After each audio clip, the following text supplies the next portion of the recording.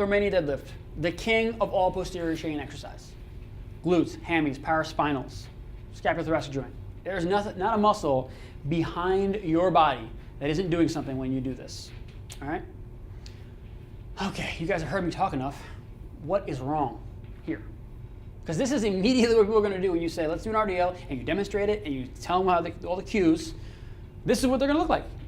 Then you show them a picture of it, and we've done that many times over where we have, okay, 2 free apps. You got to get Real Body Work. It's a trigger point app for your iPhone or your iPad. Good for trigger points and referral pain. And Coach My Vid. Is that it? Free. Take a video, stop it whenever you want, draw lines, angles, really neat. When it's real powerful, because telling them is one thing, but showing them that they look like this, and I want them to look like this, they go, holy moly, I'm way off. But it fixes it immediately. It saves you a lot of time. All right? So, what do we want? Pack neck, wide chest, shoulders back. I have a false grip here. Everybody know what that is?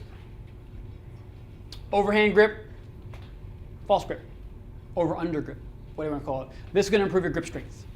Not because it makes your muscles stronger, but if the bar rolls out of one hand, it's rolling into the other hand. So a lot of powerlifters will use this technique because when you're using weight that's heavy, and you should aim to be using heavy weights with a lot of these folks as you progress, your hands are going to give up before your glutes do.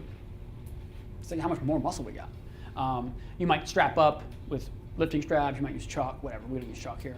We use lifting straps for a lot of folks. But that's just a finer point. Back, can't really see it. Back is nice and flat still. Athletic knees and hips, not locked out. I'm wearing running shoes here. I don't really recommend running shoes when you're doing this kind of a Olympic lift variation. They're a little higher in the heel. It's going to dump you forward. Either barefoot or a minimal shoe or training shoe, flat sole would be nice. Like cons, like Chucks or whatever would be great.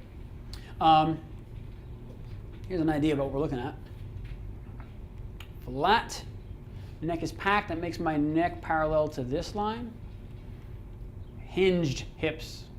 This is about what's happening here. If it gets to here, I've already lost the battle. My knees are slightly bent.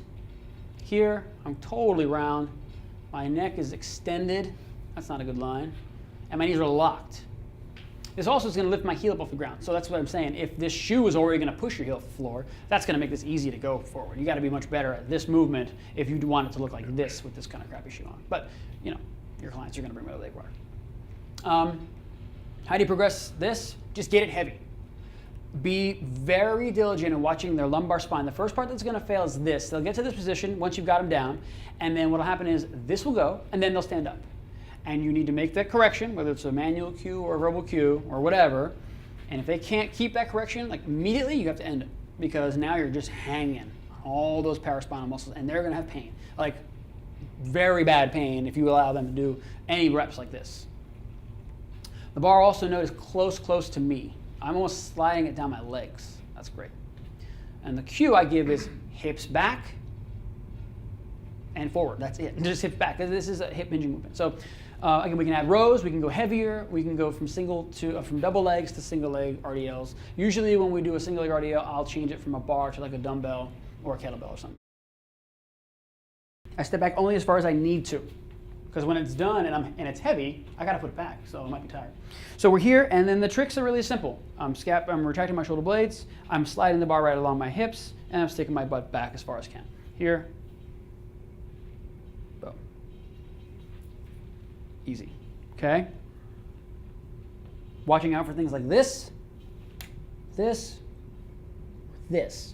the bar leaves my hips, everything goes forward. So I'm gonna come up my tippy toes, I'm gonna lock my knees out. Flat, control, squeeze. I tell folks to bend the bar across their lap, squeeze their cheeks into it.